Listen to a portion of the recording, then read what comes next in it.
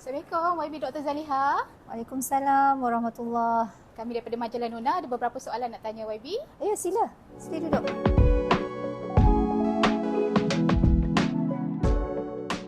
Mungkin boleh dikongsikan siapa sebenarnya Dr. Zaliha Mustafa? Saya kalau nak sebut siapa saya sebenarnya, kita boleh katalah saya ni orang yang biasa-biasa. Tapi I always refer myself as an ordinary person who wanted to do something extraordinary. Daripada keluarga ayah ataupun abah lah, kita panggil abah, adalah seorang pekerja biasa. Kami mak pula datang daripada keluarga kampung dan ialah orang dulu-dulu kan, dari sudut mungkin pelajaran pun tak tinggi, tapi kami lahir juga daripada keluarga yang boleh tahanlah, ramailah. Jadi ada 8 orang adik-beradik dan saya anak pertama. Saya lahir di Johor Bahru. Di sekolah pada masa tu, sekolah rendah, saya daripada sekolah rendah SIJS, Sultan Ibrahim Girls School. So SIJS ni memang terkenal lah kat Johor Bahru. Daripada situ dan selepas daripada habis darjah 6 tu, ketika itu ada saya ingatlah abah yang paksa saya sebenarnya untuk ambil peperiksaan penilaian untuk MRSM. So saya pun pergi dan alhamdulillah berjaya, dan kemudian saya dapatlah masuk ke asrama penuh masa tu di Maktab Rendah Sains Mara Kota Baru. So masa tu pun MRSM tak banyak lagi lah. So saya di antara pelajar batch yang kelima di MRSM Kota Baru itu, dan alhamdulillah pada tahun 81 habis belajar, dan alhamdulillah saya telah terpilih di antara 30 pelajar terbaik MRSM Kota Baru, batch saya lah ketika itu. Dan tetapi ketika itu saya menolak untuk belajar ke luar negara, dan pada masa itu dah ada cita-cita lah untuk menjadi seorang doktor perubatan. Tapi ketika awalnya saya nak jadi dentist sebenarnya. Tapi apapun takdir Allah menentukan, dan saya alhamdulillah dapat masuk matrikulasi dan akhirnya ke Universiti Kebangsaan Malaysia untuk belajar di Fakulti Perubatan. Untuk jadi menteri dia kena jadi orang politik kan. Jadi perkara itu berlaku selepas daripada saya habis belajar tu dan bekerja. Saya mara sekolah, jadi saya hanya bekerja 4 tahun lah di hospital kerajaan, dan keluar dan saya berkhidmat sebagai doktor swasta lah, doktor perubatan swasta di klinik, dan akhirnya saya juga ada klinik saya sendiri. Dan ketika itulah di zaman-zaman reformasi lah kata Datuk Seri Anwar Ibrahim, dan kita tahu cerita di sebalik itu. Dan di situlah saya memulakan step saya untuk bersama-sama dalam mass movement lah ketika itu, dan berkecimpung dalam politik, dan pelan-pelan lah dari politik itu belajar sedikit demi sedikit, dan akhirnya saya menjadi salah seorang pimpinan dalam Parti Keadilan Rakyat, dan akhirnya bertanding 3 kali bertanding, tetapi kali terakhir bertandinglah menang di P141 Sekijang, dan akhirnya dinamakan oleh Perdana Menteri kita Datuk Seri Anwar Ibrahim sebagai Menteri Kesihatan. Kiranya doktor dalam keluarga sebagai anak sulung menjadikan siapa inspirasi pada waktu tu? Inspirasi saya memang abah lah, abah dan mak ya, sebab macam saya kata, aku datang daripada adik-beradik yang ramai, keluarga yang sederhana lah, bukanlah kata yang terlalu susah, tapi sederhana. Dan ketika itu saya meletakkan memang untuk merubah nasib keluarga lah. Cuma mungkin ada sedikit yang saya pernah cerita lah, ada satu keadaan tu di mana yang betul-betul push saya, kenapa saya nak ubah kehidupan keluarga tu, sebab abah anak ramai. Jadi ada satu ketika dia mungkin di saat itu pun gaji waktu itulah kan, dengan anak ramai, jadi ada masalah dari sudut kewangan keluarga, dan abah kena cari sumber untuk pinjam daripada ahli keluarga dia yang lain. Jadi masa tu ialah agak sedih juga keadaannya. Abah terpaksa masa tu masih bawa basikal kan, sama tu kayuh basikal berkilometer lah jauh untuk pergi, mendapatkan hanya RM10 saja untuk memberi makan pada ahli keluarga, pada anak-anak dia. Jadi itu saya rasa macam satu yang betul-betul menjadi satu titik di mana saya meletakkan sungguh-sungguh untuk satu hari saya kena merubah nasib keluarga. Of course mak dia menjagalah sepenuh masa kan anak-anak dia. Jadi sepenuh masa suri rumah ni dia berbeza sikit macam mana kita attach dengan mak kan, sebab lain sekarang ni ramai mak-mak yang bekerja, tapi kalau sepenuh masa ni dia lain sikit dia punya macam mana caranya kita relation kita dengan mak lah. So I think those figures, mak dan abah adalah insyaAllah sumber inspirasi saya. Masih ada? Alhamdulillah masih ada.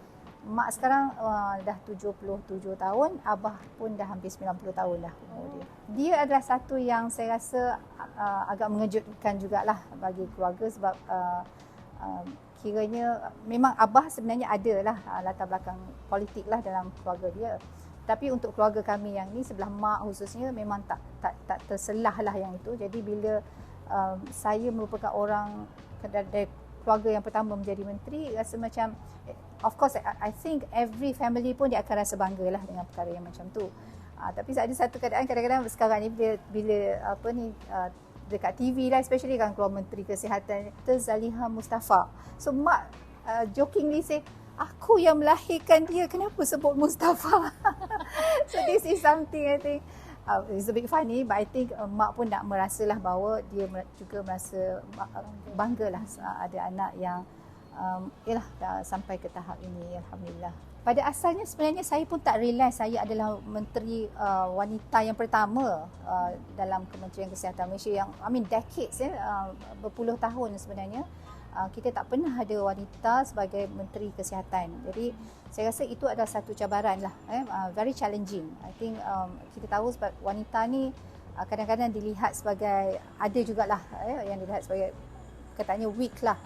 Tapi bagi saya, kita sebagai seorang ibu, we are ourselves multitasking.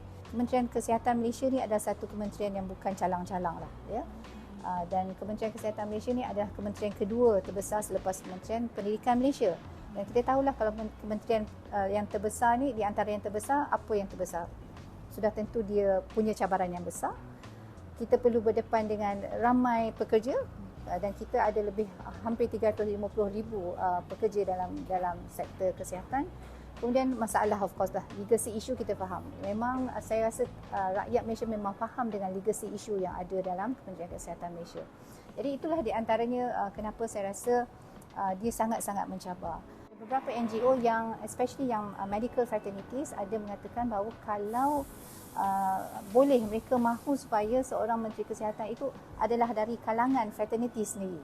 Jadi suara, maksudnya itu adalah suara rakyat yang Datuk Seri Anwar Ibrahim apabila dilantik sebagai Perdana Menteri mendengar hasrat dan kehendak rakyat. Jadi bagi saya perkara yang pertama yang saya mahu lakukan, of course latar belakang saya lah sebagai seorang datuk adalah plus point di mana saya adalah di kalangan fraternities. Jadi banyak benda yang kita tahu, as I said, macam legacy issues tadi. So legacy issue tu kita lebih faham sebab kita medical doctors. Di antara perkara pertama yang saya melihat pada apa yang saya nak lakukan, of course satu as a lady minister, as you said just now, a lady minister, bagi saya lady minister ni dia melihat isu, dia melihat perkara tu dalam aspek yang berbeza daripada orang lelaki melihat. Jadi ada banyak contoh lah, kalau kita nak bagi contoh memang banyak contoh, tapi insyaAllah lah nanti saya akan ceritakan apakah sebenarnya yang di antara perkara-perkara yang wanita ini berbeza daripada lelaki. Dan bagi saya insyaAllah dengan perkara-perkara itu saya nampaklah mungkin cara juga saya bekerja. I'm a kind of person yang suka mendengar. Sebab mungkin doktor kan, jadi dia kena passion dengar apa masalah-masalah bila orang sakit datang, apa masalah awak, apa sakit apa kan.